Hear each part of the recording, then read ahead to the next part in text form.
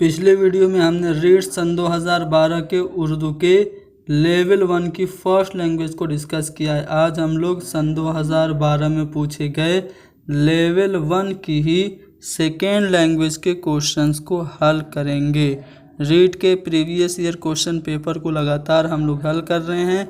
इस ज़िम्न में हमने सन 2011 में पूछे गए दोनों लेवल की दोनों लैंग्वेजेस के क्वेश्चंस को हल कर दिया है, जिसकी लिंक डिस्क्रिप्शन में है। अगर आप लोगों ने हमारी वो वीडियोस नहीं देखी हैं तो मैं आपको सजेस्ट करूंगा कि ज़रूर देखिए।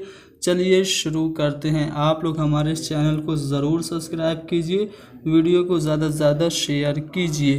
पहला सवाल आपके सामने है कि उर्दू किस ज़बान का लफ्ज़ है। तो अगर मैं उर्दू की बात करूं तो ये तुर्की ज़बान का लफ्ज़ है और इसके मानी क्या हैं? इसके मानी हैं लश्कर के। तो उर्दू तुर्की ज़बान का लफ्ज़ है, इसके मानी हो गए लश्कर। अगला सवाल ये कि बच्चों को ज़बान सिखाने के लिए आसान तरीका क्या है। इजी मेथड आपको पूछ रहा है बच्चों को लैंग्वेज टीचिंग का, कि आप तस्वीरें दिखाकर बच्चों को ज़बान सिखाएंगे या फिर किताबें पढ़कर, रेडियो सुनकर या फिर तख्ती लिखकर। तो तस्वीरें दिखाकर, पिक्चर्स की मदद से आप बच्चों को ज़बान आसानी से सिखा सकते हैं। आप एक हाथी की तस्वीर बच्चों को दिखाइए और उसको ये बताइए कि ये एलिफेंट यानी कि हाथी है। तो हाथी जैसे ही बच्चा बाद में कभी देखेगा, फौरन उसके ज़हन में ये आ जाएगा कि अरे हाँ, यही जानवर है जिसे अंग्रेज़ी में एलिफेंट कहा जाता है। यानी कि तस्वीरों के ज़रिए हम बच्चों को ज़बान आसानी से सिखा सकते हैं। अगला सवाल ये कि तलबा की सलाहियत का अंदाज़ा किस तरह किया जाए। आप एज ए टीचर बच्चे की एबिलिटी का इवेलुएशन करना चाहते हैं तो क्या आप उसके बस्ते का वज़न देखकर बच्चे का इवेलुएशन करेंगे, अंदाज़ा करेंगे, या फिर उससे सबक पढ़वा कर, या फिर उसका चेहरा देखकर, या फिर उसे डांट कर आप बच्चे की सलाहियत का अंदाज़ा करना चाहते हैं। तो क्या उसे डांटेंगे?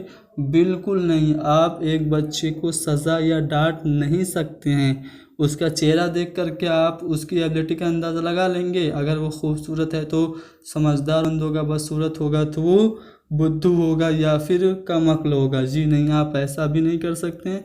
बच्चे के बस्ते के वज़न से भी उसकी सलाहियत का अंदाज़ा नहीं लग सकता। अगर आप चाहते हैं कि बच्चे की सलाहियत का अंदाज़ा करें तो आप उससे सबक पढ़वाएंगे। अगर वो सबक अच्छे से पढ़ रहा है, उच्चारण सही से कर रहा है, उसके पढ़ने में रवानी है, ठीक है, वो सही पढ़ रहा है, तो इससे आपको अंदाज़ा हो जाएगा कि बच्चे में सलाहियत कितनी है। यानी कि तलबा की सलाहियत का अंदाज़ा हम सबक पढ़वा कर लगा सकते हैं।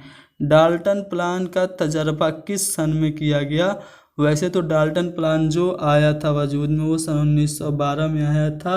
एक अमेरिकी साइकोलॉजिस्ट थी मैडम हेलेन पारक्रस्ट। उन्होंने 1920 में इसका तजर्बा किया था और 1912 में ये ईजाद किया गया था। तो 1920 यहाँ पे सही जवाब है। ज़बान सीखने में दर्ज झेल जदीद आलात माविन साबित हो सकते हैं। ये जो न्यू इक्विपमेंट हैं लैंग्वेज टीचिंग में इम्पोर्टेंट रोल अदा कर सकते हैं। कौन कौन है? ऑप्शन है tape recorder, radio, television, internet, दूसरा है मोबाइल, तीसरा घड़ी, चौथा माइक्रोवेव।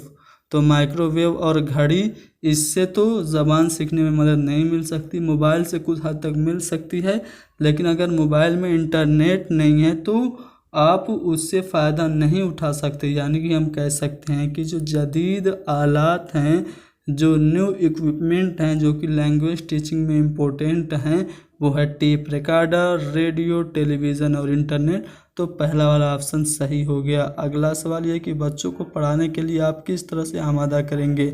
आप एज ए टीचर टीचिंग करना चाहते हैं तो बच्चों को रेडी कैसे करेंगे? उन पर सख्ती करेंगे? जी नहीं, आप बच्चों पर बिल्कुल सख्ती नहीं कर सकते हैं। उनके सरपरस्तों से शिकायत करेंगे? आप बच्चों की शिकायत भी नहीं करेंगे। आप बच्चों को उनके हाल पे भी नहीं छोड़ेंगे, बल्कि आप क्या करेंगे? बच्चों को आगे पढ़ाने में उनकी इमदाद करेंगे, उनकी हेल्प करेंगे और मशवरों को अहमियत देंगे।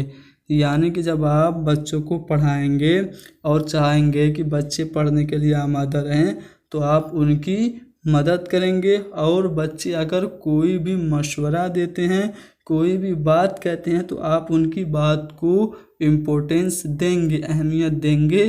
तो इस तरह से आप बच्चों को पढ़ाने के लिए आमादा कर सकते हैं। तो तीसरा वाला ऑप्शन सही हो गया। तदरीस का माकूल गर क्या है? अंग्रेजी में मैगजीम्स ऑफ टीचिंग कहते हैं, जिससे कि टीचिंग जो है वो आसान हो जाए, वो कौन है? तो हमें बच्चों को टीचिंग करते हुए क्या करना चाहिए? क्या उनके हाल पे छोड़ देना चाहिए बच्चों को? नहीं। मंतकी अंदाज अख्तियार करना चाहिए? नहीं। सबक की मुश्किलात से बच्चों को पहले ही डरा देना चाहिए, आगाह कर? नहीं। हमें क्या करना चाहिए? फ्रॉम इजी टू कम्प्लेक्स चलना चाहिए, सरल से जटिल की ओर बढ़ना। ये तदरीस का माकूल गुर है, यानी कि मैगजीम्स ऑफ टीचिंग है फ्रॉम इजी टू कम्प्लेक्स, आसान से मुश्किल की तरफ हमें चलना चाहिए। ये तदरीस का माकूल गुर है। तो यहाँ पे पहला वाला ऑप्शन सही हो गया। आगे बढ़ते हैं अगले सवाल पे। उर्दू ज़बान तलबा को किस तरह सिखाई जाए? आप एज ए टीचर चाहते हैं कि बच्चों को उर्दू ज़बान सिखाएं, तो आप उसे पहले फ़ारसी सिखाएंगे या फिर हिंदी पढ़ाएंगे या फिर पहले अरबी सिखाएंगे? नहीं, आप पहले बच्चों को अल्फ़ाबेट की पहचान कराएंगे। कोई भी ज़बान सिखाने के लिए उस ज़बान के अल्फ़ाबेट पहले बच्चों को सिखाएंगे, फिर उस ज़बान को पढ़ाएंगे। यानी कि उर्दू ज़बान तलबा को सिखाने के लिए पहले हरूफ़ तहजी की शनाख्त करानी चाहिए। तलबा का तलफ़ुज़ किस तरह बेहतर होगा? प्रोनाउंसिएशन अच्छा करना चाहते हैं आप स्टूडेंट का, तो आप सबक की बुलंद ख़वानी करवाएंगे, यानी कि तेज़ आवाज़ में उसे पढ़वाएंगे, या फिर सबक की नकल करवाएंगे, मुश्किल अल्फाज के माने लिखेंगे, या फिर किसी तरह? नहीं। तो तलफ़ुज़ किस तरह बेहतर होगा? जब बच्चे बुलंद आवाज़ में पढ़ेंगे। बुलंद आवाज़ में जब आप पढ़ेंगे तो एज ए टीचर आप उसके तलफ़ुज़ को सुनकर अगर उसमें कुछ कमी है तो उसको सही कर पाएंगे। तो सबक की बुलंद ख़वानी से बच्चे का तलफ़ुज़ सही हो सकता है, बेहतर हो सकता है। तलबा से क्या अमली काम कराया जाए? प्रैक्टिकली वर्क बच्चों से क्या कराना चाहिए? मैदान में खेलने के लिए कहा जाए? नहीं। तस्वीरें बनवाई जाएं, या फिर सबक सुनाया जाए, या फिर नज़्म या कहानी सुनी जाए? तो बच्चों से नज़्म या कहानी सुनना ये सबसे बेहतर अमली काम है तलबा के लिए। तो तलबा से अमली काम नज़्में और कहानी सुननी चाहिए। कौन सा लफ्ज़ मुअन्नस है, कौन सा लफ्ज़ सही है आपको पूछ रहा है? तो ख़ास का जो सही इमला होगा वो इस तरह से होगा, ठीक है? ये ख़ास सही है, ठीक है? तो यहाँ पे अगर हम चारों ऑप्शन में देखें तो सी वाला ऑप्शन सही हो गया। पंजाब में उर्दू ये किताब है, किसकी है? तो पंजाब में उर्दू ये किताब हाफिज़ महमूद शिरानी की है। उर्दू की पैदाइश और उसकी इब्तिदा से मुतल्लिक कुछ नज़रियात मैं आपको जल्दी जल्दी बता देता हूँ। उर्दू ब्रज भाषा से निकली ये नज़रिया मोहम्मद हुसैन आज़ाद का है। उर्दू दिल्ली और आसपास में पैदा हुई मसूद हुसैन खां का नज़रिया है। उर्दू की जाय पैदाइश सरज़मीन सिंध है, सुलेमान नदवी कह रहे हैं।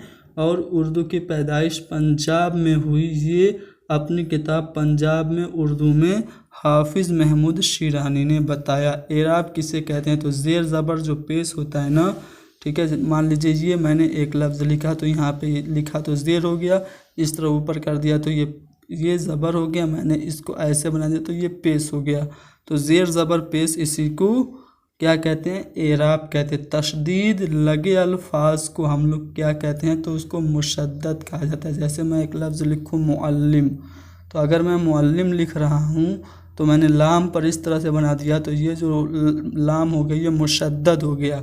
तो तशदीद लगे हुए अल्फाज को मुशद्दद कहा जाता है। ये अलामत है, आपसे पूछा जा रहा है कौन सी अलामत है? तो अलिफ पे 2 ज़बर है तो इसको हम लोग क्या कहते हैं? तनवीन कहते हैं, ठीक है? अलिफ पे 2 ज़बर, अलिफ पे 2 ज़ेर, या फिर किसी भी लफ्ज़ पे 2 ज़बर 2 ज़ेर, या इस तरह से कोई भी हरकत आपको किसी भी लफ्ज़ पे दिखे तो उसको हम लोग क्या कहते हैं? उसको हम लोग तनवीन कहते हैं। वो अगला सवाल ये है कि और व की कौन से हरूफ कहलाते हैं? तो इन हरूफ को हम लोग हरूफ अत्फ़ कहते हैं। अगला सवाल कि वह इस्म जिससे किसी ख़ास शख्स जगह या किसी ख़ास चीज़ का नाम समझा जाए उसे क्या कहते हैं, तो उसको इसमें मारफा कहते हैं। इसमें मारफा का दूसरा नाम इसमें ख़ास भी है।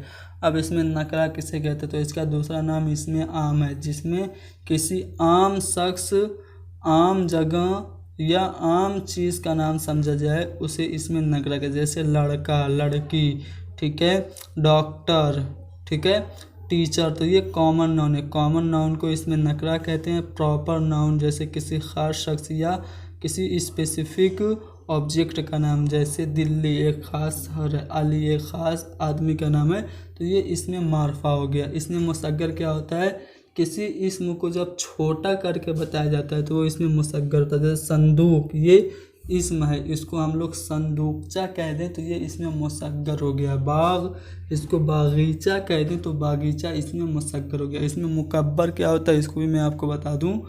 किसी इसम को बड़ा करके बताया जाए, जैसे राजा उसको महाराजा बताया जाए, रा को शाहरा बताया जाए, तो ये इसमें मुकब्बर हो गया। दर्ज झेल में ज़मीर मुतकल्लिम कौन है, तो जो खुद के लिए ज़मीर इस्तेमाल होती है उसको ज़मीर मुतकल्लिम कहते हैं। जैसे मैं और हम, ये ज़मीर मुतकल्लिम हो गया, ठीक है। मैं जो है वो वाहिद ज़मीर मुतकल्लिम है और हम जो है वो जमा ज़मीर मुतकल्लिम है। आग बगूला होना, ये मुहावरा है। इसका मतलब क्या है, बहुत ज़्यादा खफा होना, नाराज़ होना, ठीक है। नाच ना जाने आंगन टेढ़ा, ये क्या है, कहावत है, मुहावरा है, तशबीह या इस्तिआरा है। तो नाच न जाने आंगन टेढ़ा ये कहावत है। यहाँ पे शेरी इक़्तिबास है, इसको पढ़ना है और इससे रिलेटेड जो 81 से लेकर 85 तक सवाल आते हैं उनका जवाब देना है। चलिए जल्दी से पढ़ लेते हैं। तारीफ़ उस खुदा की जिसने जहाँ बनाया, कैसी ज़मीं बनाई, क्या आसमां बनाया, मिट्टी से बैल बूटे क्या खुशनुमा उगाए, पहना के सब्ज़ खिलत उनको जमा बनाया, सूरज से हमने पाई गर्मी भी रोशनी भी, क्या खूब चश्मा तूने ऐ मेहरबा बनाया, ये प्यारी प्यारी चिड़ियाँ फिरती हैं जो चहकती, कुदरत ने तेरी उनको तस्बीह खां बनाया। तो ये जो शेरी इक़्तिबास है, ये जो नज़्म है, किस किस्म की नज़्म है, तो इसको हम लोग हम्द कहते हैं। हम्द क्या होता है, जिसमें खुदा की तारीफ़ होती है। अब आते हैं सवालों पे। पहला सवाल कि इस नज़्म में खुदा की तारीफ़ बयान की गई है, बिल्कुल बयान की गई, तो इसे क्या कहेंगे, तो इसे हम लोग हम्द कहेंगे। हम्द वो नज़्म होती है जिसमें खुदा की तारीफ़ बयान होती है। और गज़ल क्या होता है, गज़ल जिसमें हुस्न व इश्क की बातें होती हैं। मरसिया जिसमें किसी मरने वाले की मौत पर इज़हार गम किया जाए। और नात क्या होती है, जिसमें मोहम्मद मुस्तफ़ा सल्लल्लाहु अलैहि वसल्लम की तारीफ़ और सना बयान की जाए। तो यहाँ पे चारों जो ऑप्शन है आपने समझ लिया। और ये जो पैसेज है इसमें खुदा की तारीफ़ बयान की जा रही है, इसलिए इसको हम लोग हम्द कहेंगे। जहाँ, आसमां, जवां, मेहरमा अल्फाज क्या कहलाते हैं, तो जो हम वज़न अल्फाज होते हैं किसी भी नज़म में आते हैं तो उनको हम लोग काफ़िया कहते हैं। अगला सवाल है कि पहना के सब्ज़ खिलअत उनको जमा बनाया, इसमें कौन सी सनत है, तो इसमें सनत हुस्न तालील है। जब किसी चीज़ की इल्लत फितरी तौर पर कुछ और हो लेकिन शायर अपनी तरफ से इल्लत बयान करे तो उसको हुस्न तालील कहते हैं। जैसे एक शेर बहुत ही मशहूर है ना कि प्यासी ज्योति सिपाह खुदा 3 रात की, साहिल से सर पटकती थी मौजें फुरात की, तो इसमें भी सनत हुस्न तालील है। तारीफ़ उस खुदा के जिसने जहाँ बनाया, इसमें रदीफ़ कौन सा है, तो यहाँ पे आपने काफ़िया तो समझ लिया, जो हम वज़न होता है तो जहाँ, और आपका जहाँ के अलावा जवां, आसमां, मेहरबा, ये सभी तो काफ़िया हो गया। लेकिन रदीफ़ क्या है, तो यहाँ पे जहाँ के बाद जो बनाया लफ्ज़ है ये आपका रदीफ़ हो गया, तो बनाया यहाँ पे रदीफ़ है।